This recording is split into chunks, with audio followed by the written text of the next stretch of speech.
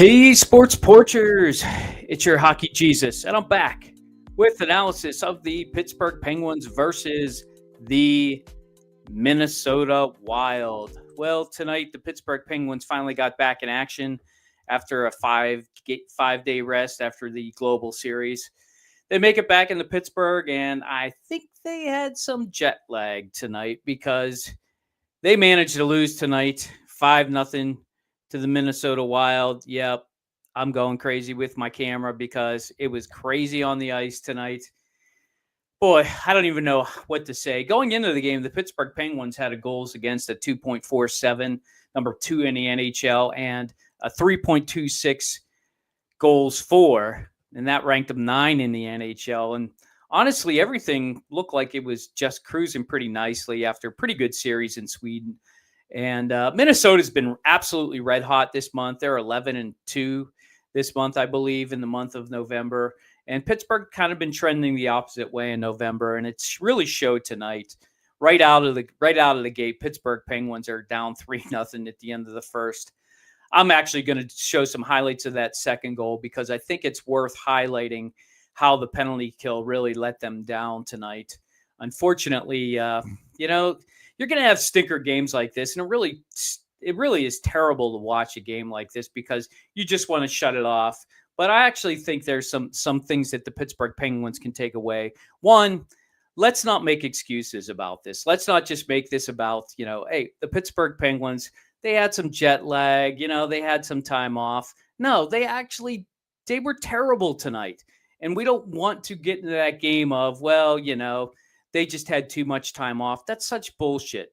The Pittsburgh Penguins, if they're going to be a playoff team, they need to be ready after that much rest to be ready to go out there and play against a team like Minnesota. Now, I get it. Minnesota's been red hot, but those are the kind of teams you're going to run into if you decide that you want to be a playoff team. And this is exactly the youth, with Kaprizov and Boyum and Zuccarello. Zuccarello is a Penguin killer. Let's just face it. So let's just get to the highlight of the night. What I'm going to show tonight is it's going to be the second goal that the Minnesota Wild score, and it's in the power play. Remember, this is what happened was Lizotte took a pretty dumb penalty. He went to lift the stick, and he gave the guy basically stitches and right under his left eye. The guy looked like he thought he lost his left eye. And but he did not lose his left eye. Everything was fine with this guy. But what happened was instead they got a 4-minute power play. So on the 4-minute power play, what happened? Let's just roll it right here. So this is Kaprizov right here. Oh man, I don't think you can see. Well, anyway, Kaprizov is right here in the middle. Okay. And what's going to happen is he's going to drop the puck. Let's just go through it right now. Let's just play this out.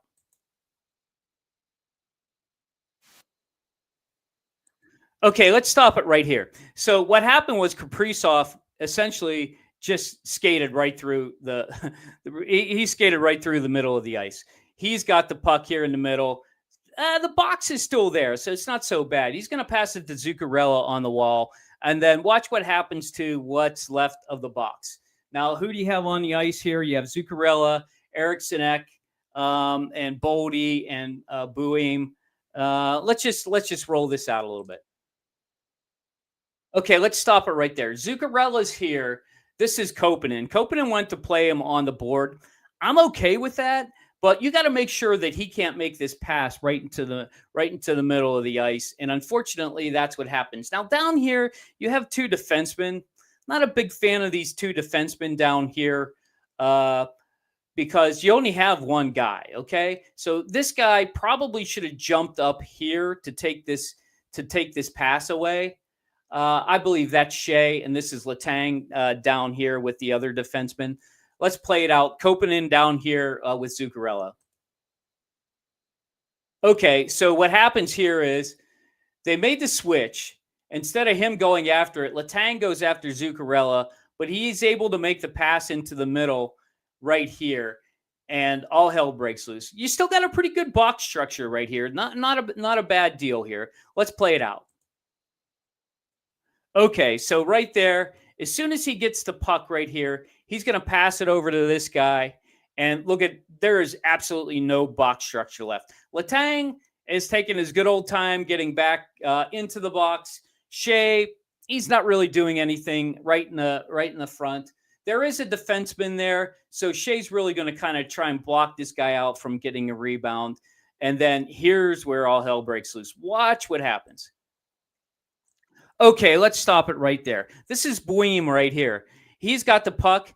There is nobody to stop this shot right here. This is a big problem for the Pittsburgh Penguins right now. And instead, this guy, I think it was Dewar over here. Instead of Dewar going out and challenging the guy, he's just backing up. I don't know why he's doing this. He's tangled up. I believe that is. I think that's Skjei. No, I think that's Koponen, actually. Koponen's kind of here. Letang's stuck here. Skjei's going to watch this guy in front of the goalie here. And it's Sheilov still in the goal at this point. And when this guy gets so much time, watch what happens. He just had way too much time. That's the problem right there. When you get that much time to be able to shoot the puck and you have that much traffic in front, 14, Harrison Ek gets the goal. He ends up tipping it. Skjei was absolutely useless. Letang useless in the front. And honestly, that's what happens when your power play breaks down. The penalty kill's been good all season for the Pittsburgh Penguins, okay? You know, their penalty kill, I think I've got it right here. Their penalty kill was number 5 coming in, number 5 in the NHL coming into the game. And unfortunately, it just let them down tonight. 4 minutes is kind of a long time to be on the ice. They were doing a very good job of clearing the puck, but unfortunately tonight, that was the dagger, I think, that really did the Pittsburgh Penguins in tonight. And you're just gonna have games like this. I hate to say that too much, but that's really what happens. Not enough shots on goal. I think they had 5 shots going into with about 3 minutes left in the second period. Oh my! The Penguins don't need. The Penguins aren't the type of team that need like 30 shots on goal. So having low shots is not necessarily a big deal for the Penguins, but that low, that just shows lack of effort all around. Complete all around. I thought Letang had a stinker of a game today. How are they going to get back? Let's try and think about how they're going to do this. The good thing is they play tomorrow. So having a bad game like that, the worst thing that can happen for any hockey team is to kind of sit on that and stew about what a terrible thing they had, just to get back out there the next day. That's really the important thing. So they're going to have that opportunity. Unfortunately, they're going to have to play against the Seattle Kraken, who right now are playing playing a good game of hockey. They play a little bit more balanced game. I don't think they're quite as dynamic as, and they're certainly not as hot as Minnesota is right now.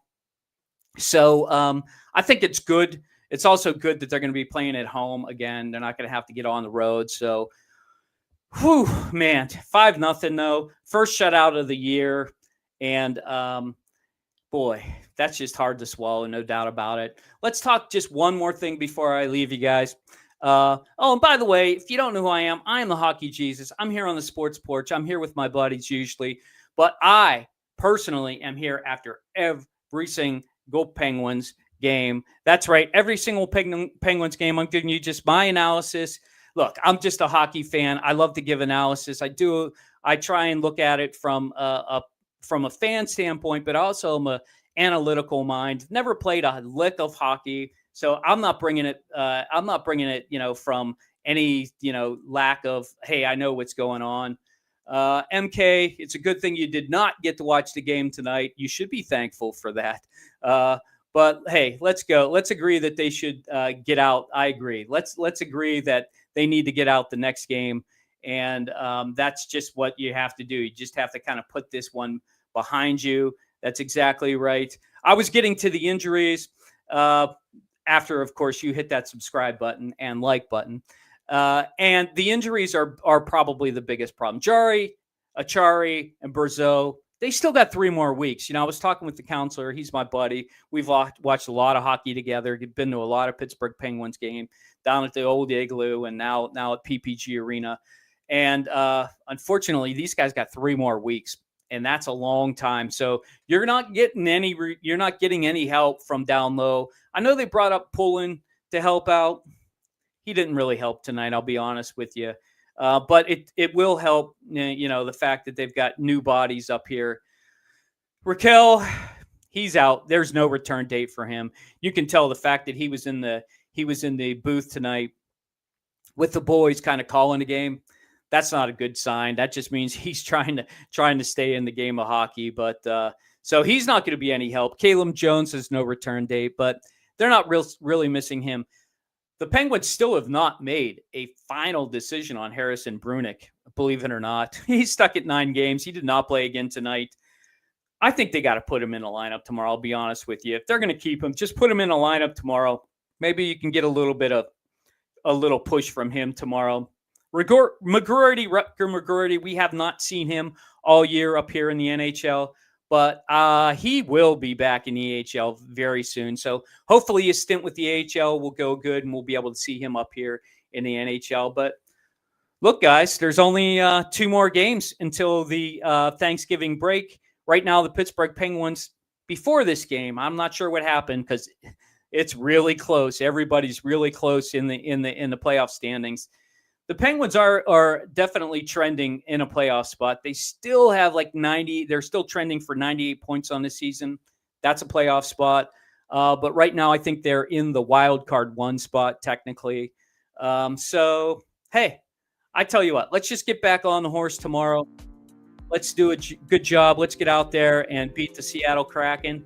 I'm going to be at the Wednesday game. That's right, the game before Thanksgiving. My son's at home. I'm going to have a good night with him down there. I really am hoping to give you some not some live action, but a fresh hockey Jesus right after the Penguins game, right in the arena. So stick with me. I'm your guy for the rest of the season, no matter what happens to the Pittsburgh Penguins. But tonight, the Pittsburgh Penguins lose 5-0. Their first shutout of the year.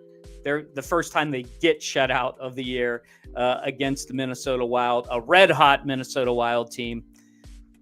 I'll be back tomorrow. Hopefully we get a better results. I'll see you then. Until then, enjoy your hockey.